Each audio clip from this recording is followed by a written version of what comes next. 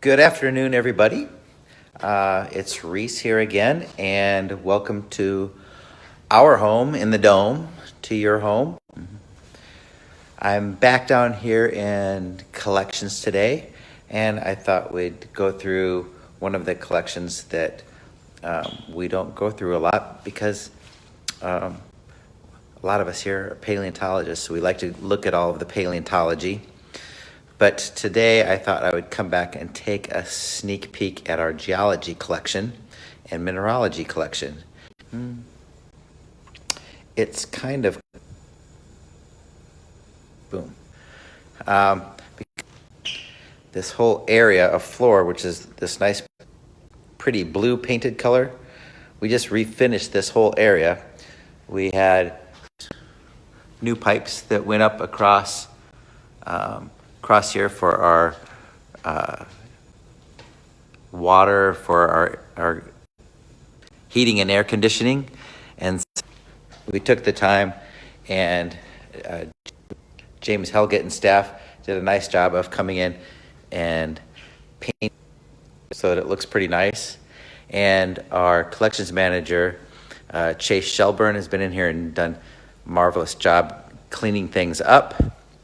And our previous collection manager, Christina Bird, with some undergraduate students, did a great job of taking a lot of our geology collection, which was just lying around on the floor, and getting it cataloged and put in to some great, nice storage areas.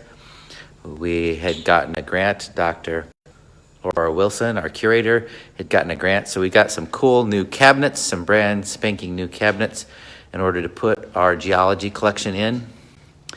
So it's not a huge collection, but it's a pretty cool collection. And we went up, one of our Facebooks up on our geology and mineralogy collection up in the exhibits. So I thought I would give you a sneak peek of that we also have down here in our collections area. Try to Forgive will be having a little bit of a internet connection here, but I'll try to keep us on track. This is kind of a cool area. It keeps a lot of our big specimens, and if you look closely, this is a really nifty, what we call desert roses. Desert roses are barite, which is barium sulfate. And you find these things growing oftentimes in deserts. This particular comes from... And we've got another one up here that's a little more reddish colored. And this guy's made out of gypsum, which gypsum or selenite is a calcium sulfate, which is very common. This is the kind of stuff you put into your wallboard when you're putting up your house. You got to plaster things. You're using gypsum and selenite. We've got a really pretty light blue calcite. Calcite's a cool mineral that comes in a lot of different colors. This one's very pretty. And over here we have a concretion, a septarian concretion. One of a cool thing that looks like it's, sort of a giant nut of some sort. And these are also concretions, and can be found sort of all over in the West. Over here, we've got a bunch of quartz crystals. All right, so quartz is the most common mineral in the Earth's crust. We get lots of quartz is made up of silica and oxygen, and makes up all kinds of cool crystals. In its most common form, it's clear, and given enough time to grow, you get all kinds of amazing crystals that all have sort of the same structure, and this one is just an absolute beautiful one. Another cool one of note that I thought I'd show you here is here's a big agglomerate of calcite, which is all of the white-ish colored stuff. Then you get these really black colored crystals, and when you get the whole crystal, you can see they're perfectly square. And a very square crystal that is this sort of gray lead color is actually lead. It's galena. And galena, interestingly enough, is our state mineral. So very cool to see galena not just, as a single crystal like we have up in our mineral collections, but here seeing it in one of its natural states with a bunch of carbonate or limestone. All right, but since we're showing quartz, I wanted to have a kind of a cool thing is that quartz is really pretty ubiquitous mineral. And so I thought we'd come to our mineral cabinets. Let's see, where do we go?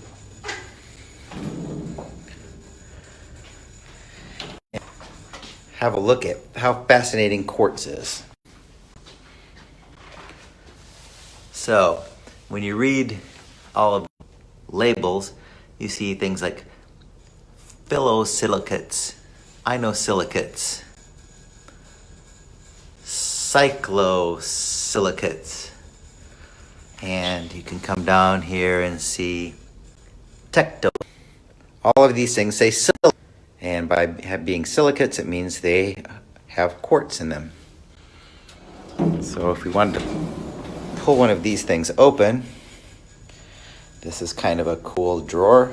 We can take a look, and here's a beautiful piece of rose quartz. So unlike the really, very clear, beautiful crystals of quartz we got a really beautiful rose quartz. And what we have here is a piece of honey onyx, which is quartz. There's some more of the same. We see all the beautiful banding, but all of this is still made up of the same silica and oxygen, or silicates or quartz. Glass. Really pretty green glass. Glass is simply silica dioxide. It's quartz. We come over here, got more beautiful green orb of glass, more of the onyx colored glass. So quartz comes in all sorts of different colors, and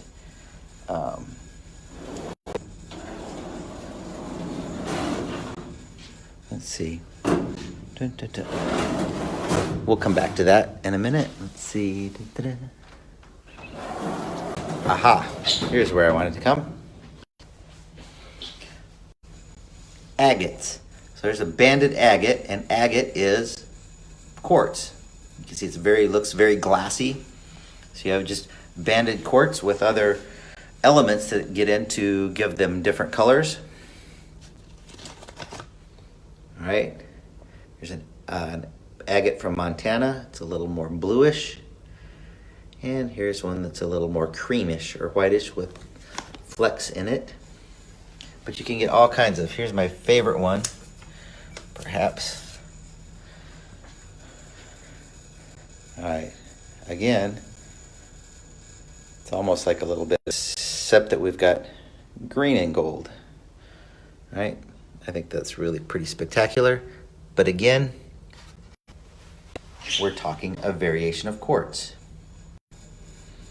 More banded agates, which gives you a huge cool variation of basically different types of quartz and different colors of quartz. we can move up just to give you a nice look at all of the different of silicates or quartz. Very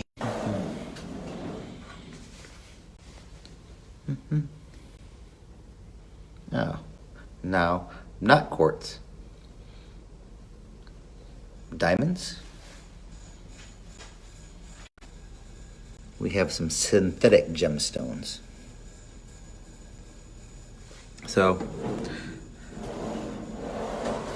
not worth trying to come down and burglarize. Let's see, where is I going to look? I wanted to show you something cool up here.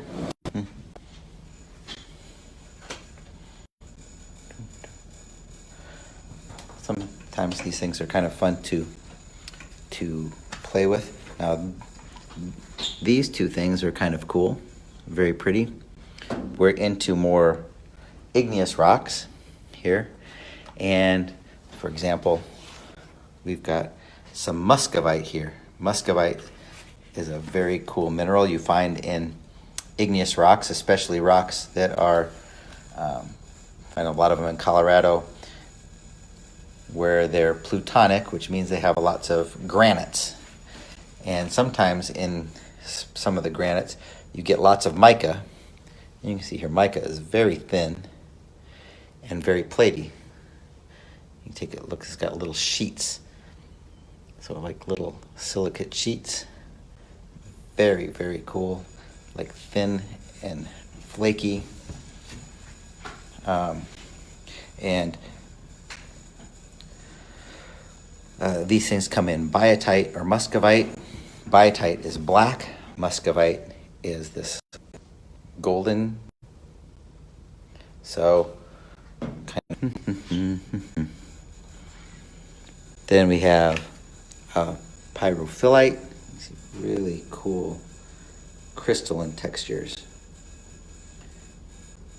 in here. But getting back to one of my favorites, this is serpentine or serpentinite, which is a metamorphic igneous mineral with lots of olivine in it, which is very green. And the reason why I think this one's cool is when I happened to live in Utah, I built a house. Okay, I didn't build it. I had builders build it.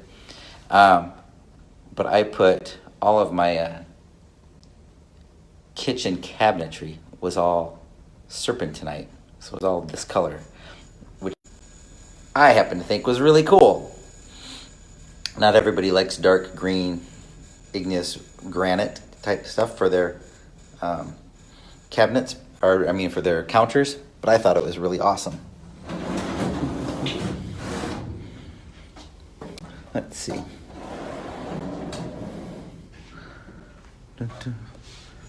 A variety of other igneous minerals. This one's a fun one, actinolite, which is a crystalline igneous mineral. It's kind of cool. I actually use it's mostly a silicate again, so it has lots of silica and dioxide, so it's kind of got some quartz stuff in it. And I happen to use this when in my dissertation, and I'd be drilling dinosaur bones. And then when I wanted to clean the drill off, I would drill into some actinolite because it was all quartz and it would clean everything off so I could, without contaminating specimens.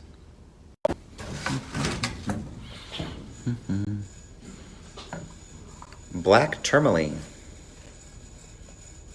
All right. Tourmaline's another silicate.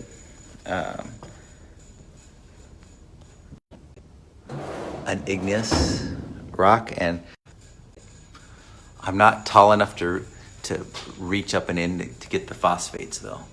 Yeah, that's kind of sad. So sneak back out of all of the cool quartzes.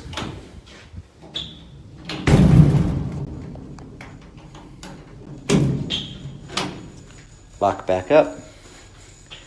And, oh, one of the cool things that we have back here, and we won't go through the whole everything, but just as kind of fun, caution, we have radioactive specimens. What color do you think radioactive specimens are? What color do you think of when you think of radioactive?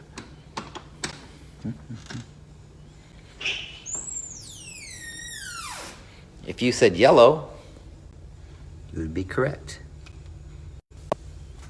So we have some uranium ore,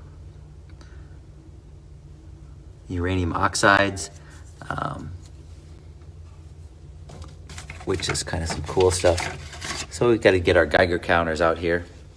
And interesting things is that vanadinite, uraninite, things that are these yellow minerals. If you go to, cool story, if you go to Utah, there's a lot of places in eastern and southern Utah that the dinosaur bones are highly radioactive because they were buried in places where there was lots of this uranium ore. And so you could get dinosaur bones that were filled with radioactive minerals. So much so, in fact, that when I worked there, sometimes we would take essentially Geiger counters out in the field and go over the sediment, and when we got some higher activity, we would dig down and be able to find dinosaur bones. We could actually use the radioactivity in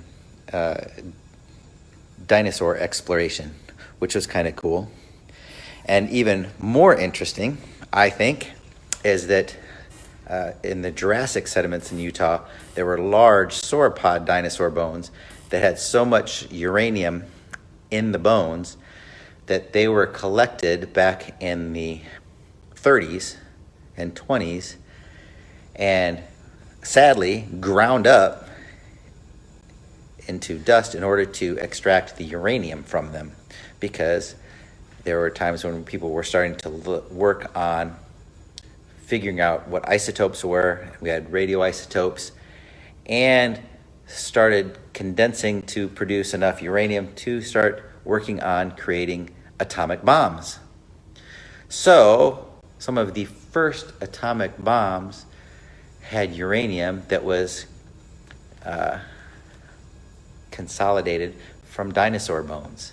So if you ever wonder if dinosaurs have ever actually killed people before, an actual answer would be absolutely, because they blew up some atomic bombs. Now, I don't know if it was dinosaur bone uranium that blew up Hiroshima or Nagasaki, but they are, at least in Utah, very commonly full of uranium.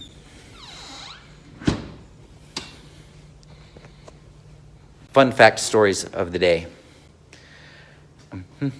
All right, let's see. I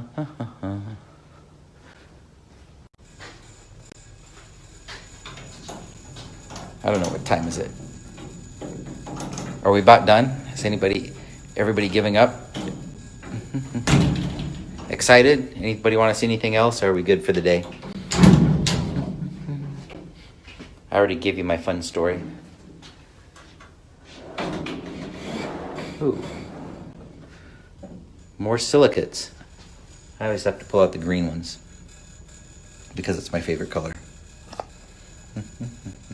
As anybody around here would be able to tell you.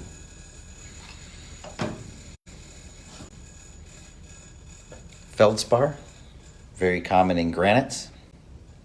Granites are mostly a lot of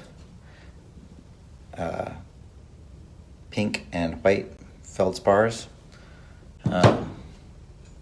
Orthoclase.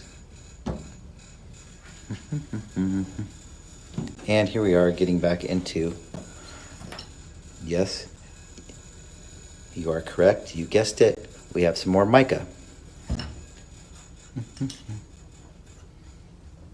Some biotite, or some muscovite over here. Ooh. And some garnets. Now, These aren't nice and shiny like the more gemstony ones. I had a horse named Garnet once, though. She was more jet black.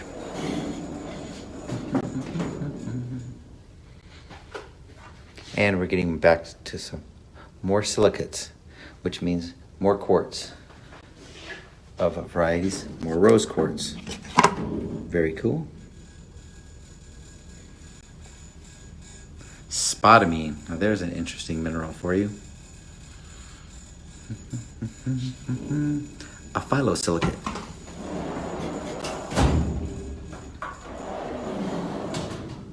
Oh, and hey, I finally found a drawer with some apatites. And here's apatite, and if we get it in the right light, yes, it's green.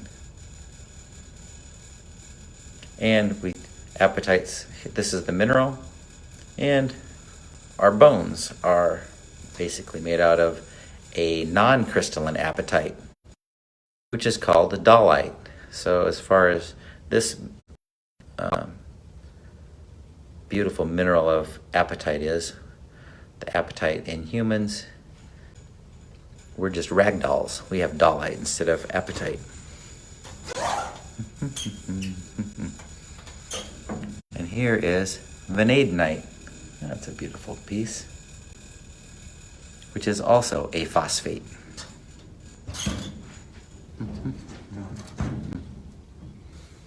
And wavelite. So a different kind of phosphate, and you can see all the waves in it.